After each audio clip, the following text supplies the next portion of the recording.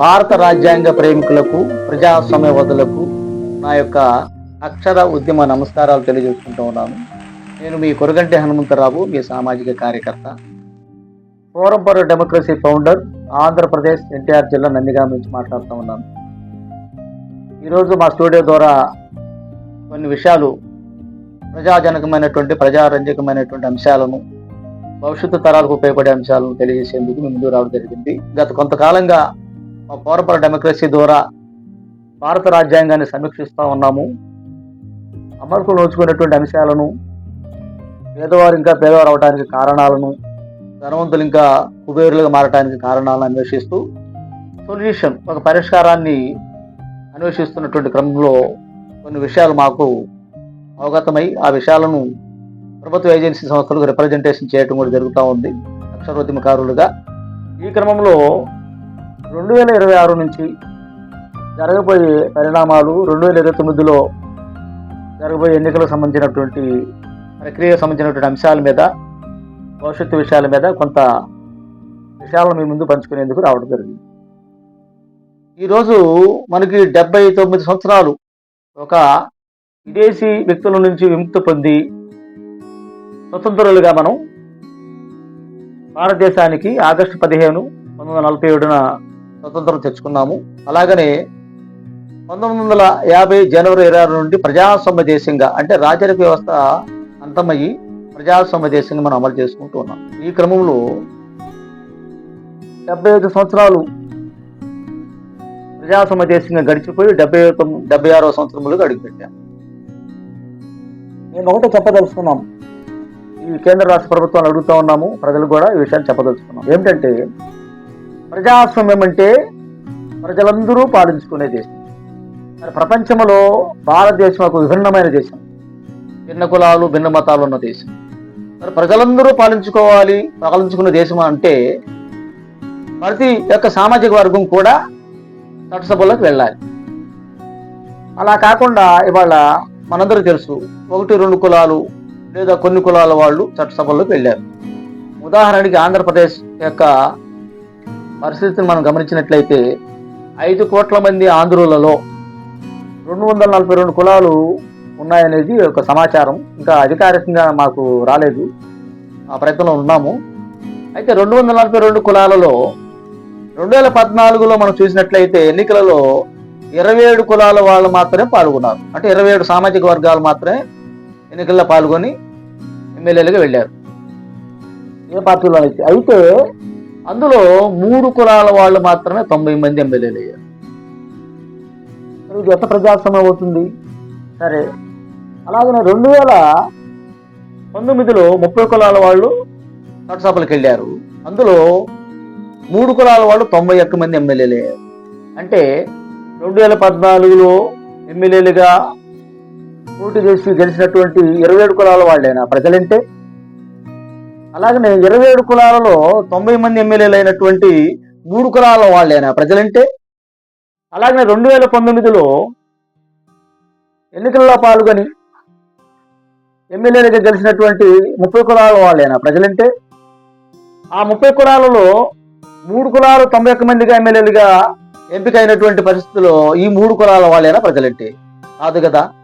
ప్రజలంటే ఎన్నో కులాల సమూహం కదా. అందులో ఒకే కులానికి సంబంధించిన వారు కానీ, ఒకే కుటుంబానికి సంబంధించిన వారు కానీ పదే పాలకులైతే రాజరికం కాదా? కొన్ని కులాల వాళ్ళు పాలకులైతే సెమీ రాజరికము కాదా? అన్ని కులాల వాళ్ళు పాలకులైనప్పుడే కదా ప్రజాస్వామ్యం. ప్రజలందరూ పాలించుకునే దేశం ఉన్నప్పుడు ఆ ఈక్వాలిటీకి ఈ యొక్క లింకు రావాలి కదా. ఇక్కడ మనం ఈ 75 ఏళ్ళుగా మనం ఈ అంశాలను మనం మిస్ అయ్యాం. అందుకే ఈ 75 ఏళ్లలో కూడా ప్రజాస్వామ్యం అనేది భారతదేశంలో పాక్షికంగా అమలైంది. కొన్ని కులాల వాళ్ళ దగ్గర మాత్రమే 20% ఆదాయాలు, డబ్బు అన్నీ ఉన్నాయి పుష్కలంగా. 80% మంది పేదలు ఈ దేశంలో ఉన్నారు. దీనికి కారణం, ఎందుకు చట్టసభలలో ప్రతి కులానికి ప్రాతినిధ్యం ఇవ్వాలి, ఎందుకు ఇవ్వాలి? అసలు మేము పెట్టుకున్నటువంటి సామాజిక వర్గం, మా సామాజిక వర్గం వల్ల మేము ఇచ్చుకుంటాం కదంటే లేదే లేదు. ఈ లిమిటేషన్ అనేది రాజ్యాంగంలో ఉంది. ఆర్టికల్ 81 ప్రకారం 7 లక్షల జనాభా ఉన్నటువంటి ప్రతి ఒక్క కులం ఎంపీగా చట్టసభల్లో పోటీ చేసుకోవచ్చు. అలాగనే ఆర్టికల్ 170 ప్రకారం 1,00,000 జనాభా ఉన్నటువంటి ప్రతి సామాజిక వర్గం ఎమ్మెల్యేగా పోటీ చేయొచ్చు. కులాలను మనం క్యాలిక్యులేషన్ గా చేసుకోగలిగితే ఆ కులదామాష అనేటువంటి ప్రస్తావన ఇప్పుడు భారతదేశ వ్యాప్తంగా జాతీయ స్థాయిలో వినపడతా ఉంది. ఈ దామాష అంటే ఏమిటి? దామాష అనే పదాన్ని మనం ఎందుకు తీసుకురావడం జరిగిందంటే, ఉదాహరణకి మన రాష్ట్రంలో 3.48 వేల కోట్ల రూపాయల బడ్జెట్ను మన ముఖ్యమంత్రి గారు ప్రకటించారు. అయితే 3.48 వేల కోట్ల బడ్జెట్లో సహజంగా సంపద ఏర్పడాలంటే 100కి 3% ఉన్నటువంటి నీ సమాజ వర్గాన్ని బట్టే ఆడ సంపద సృష్టించబడుతుంది బడ్జెట్లో. మరి నా యొక్క సామాజిక వర్గ జనాభాను బట్టే సంపద ట్యాక్స్ రూపంలో వెళ్తా ఉంది. కాబట్టి ఆ సంపదకు సంబంధించిన దాంట్లో నీ శాతం వరకు నువ్వు, నా శాతం వరకు నేను, ప్రతి 1,00,000 జనాభాకు ఎమ్మెల్యేగా మనం వెళ్ళగలిగితేనే ఆ యొక్క సంపదను తిరిగి మళ్ళీ మన సామాజిక వర్గాల వారికి పంపిణీ చేసుకునేటువంటి సమర్థత, సామర్థ్యం వస్తుంది. కానీ వేరే ఎవరో చేస్తారని చెప్పి అంటే అది అప్రజాస్వామ్యం అవుతుంది. కనపడతా ఉంది కదా ఈరోజు 75 ఏళ్ళుగా మనకి. రెండవది, ఇవాళ కొంతమంది పెద్దలు, రాజకీయాల్లో ఉన్నటువంటి పెద్దలు మిగతా వర్గాలకి నాయకత్వ లక్షణాలు లేవు కదా అని వాళ్ళు విమర్శిస్తా ఉన్నారు. అయ్యా, మేము చెప్తా ఉన్నాము, ఇది రాజకీయ వ్యవస్థ కాదు.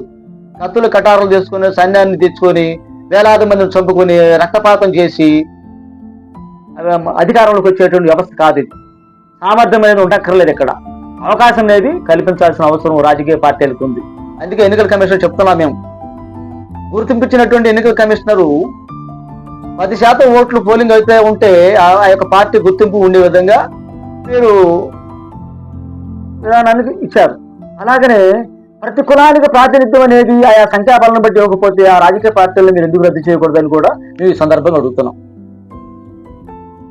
కాబట్టి ఇక్కడ ప్రజాస్వామ్యము, ప్రజా సంక్షేమ రాజ్యం ఉన్నప్పుడు అన్ని సామాజిక వర్గాల యొక్క ప్రజల యొక్క పన్నులతో వ్యవస్థ నడుస్తూ ఉంది. కాబట్టి ఆ కులదామాష ప్రకారం చట్టసభలలో ఏ సామాజిక వర్గం పార్టీ పెట్టినా వారి యొక్క సామాజిక వర్గానికి సంబంధించిన సంఖ్యాబలంగానే సీట్లు తీసుకోవాలి తప్ప మిగతా వర్గాల యొక్క సీట్లు రాకూడదు, వారి సంపదలకు రాకూడదు. వారికి హక్కు లేదు. ఎందుకంటే ఇవాళ మేము ఎందుకు అంటున్నామంటే ఆ మాట, ఇవాటికి కూడా కులరహిత సమాజం అని చెప్పి మీరు ఎన్నికల అభివృద్ధిలో కులాన్ని మెన్షన్ చేయట్లేదా? మీరు చదువుకున్న సర్టిఫికేట్లో కులాన్ని మెన్షన్ చేయట్లేదా? మీ కులాన్ని మీరు పెంచి పెద్ద చేసుకోవట్లేదా? కీర్తిదాహం కోసం అనేక మీడియాల ద్వారా మీ యొక్క గొప్పతనాన్ని మరి పురోగంపురగాలతో పోల్చుకొని మీరు పాటల రూపంలో చేసుకొచ్చి ఉద్రేకపరమైనటువంటి వ్యవస్థని కల్పించట్లేదా మీరు? వాస్తవంగా అసలు ప్రజాస్వామ్యంలో ప్రజలు యజమానులు అయినప్పుడు సేవకులుగా ఉండవలసిన మీరు అతి కొద్ది మంది మీరు ఇవాళ రాజులుగా వ్యవస్థని రాజ్యాంగ సంస్థలోకి వెళ్ళి మీరు కనిపిస్తా ఉంది మీ వ్యవస్థ. ఇది అన్యాయం కాదా? ఇది ప్రజాస్వామ్యాన్ని అనుకోవచ్చా మేము? రెండవది, మీరు సేవా రంగాల్లోకి వచ్చి మీరు పెట్టుబడులు పెడతా ఉన్నారు. ఒక నియోజకవర్గంలో ఒక ఎమ్మెల్యేకి గెలవాలంటే 100 కోట్లు పెడతా ఉన్నారు. అలాగే మిగిలిన సమాజ వర్గాలు సీట్లు ఇచ్చేటప్పుడు మీరు ఏం చేస్తారో తెలియదు.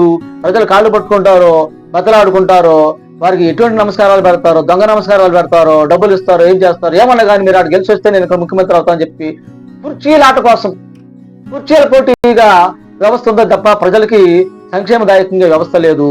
ఇది ఒక దౌర్భాగ్యం.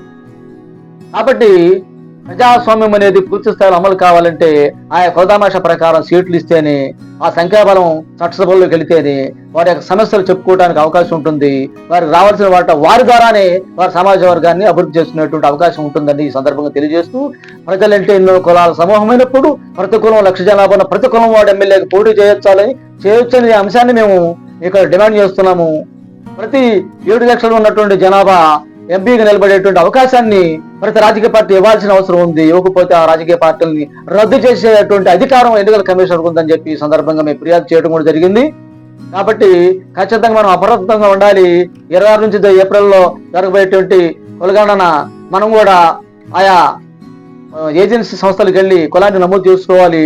ఆ తర్వాత ప్రభుత్వాన్ని కూడా మనం నివేదిక చేసుకొని ఎవరెన్ని కులాలు ఉన్నారో ఆ క్యాల్కులేషన్ మనం గ్రామ స్థాయిల వరకు తెచ్చుకొని గ్రామాల్లో కూడా ఆ యొక్క ఆధిపత్య ధోరణిని మనం పోగొట్టి అందరూ సమానమే అని చెప్పి జనాభా నిష్పత్తి ప్రకారం, ఓటు సంఖ్య నిష్పత్తి ప్రకారం మనం చట్టసభల్లోకి వెళ్ళాలి. గ్రామ స్థాయి నుంచి వార్డు మెంబర్ నుంచి ఎంపీ దాకా మనం మొదలుపెట్టి ఈ దేశానికి ప్రధానమంత్రి కావాలి, ఎమ్మెల్యే కావాలి, ఎంపీ కావాలి, ముఖ్యమంత్రి కావాలని చెప్పి కళలో ఈ రోజు యువత కనాలని చెప్పి నేను ఈ సందర్భంగా వారికి విజ్ఞప్తి చేస్తూ హృదయపూర్వకంగా వారికి మన యొక్క ఆశీర్వాదాలు తెలియజేస్తా ఉన్నాను. ప్రజాస్వామ్యాన్ని కాపాడుకుందాం భోజనులారా, ఇకనేరా రండి, కళ్ళు తెరవండి అని ఈ సందర్భంగా మా పౌరపుర డెమోక్రసీ తరఫున మీ అందరికీ ఆహ్వానం పలుకుతా ఉన్నానని చెప్పి సందర్భంగా తెలియజేసుకుంటూ మీ అందరికీ అక్షరోద్యమ నమస్కారం తెలియజేసుకుంటా ఉన్నాం.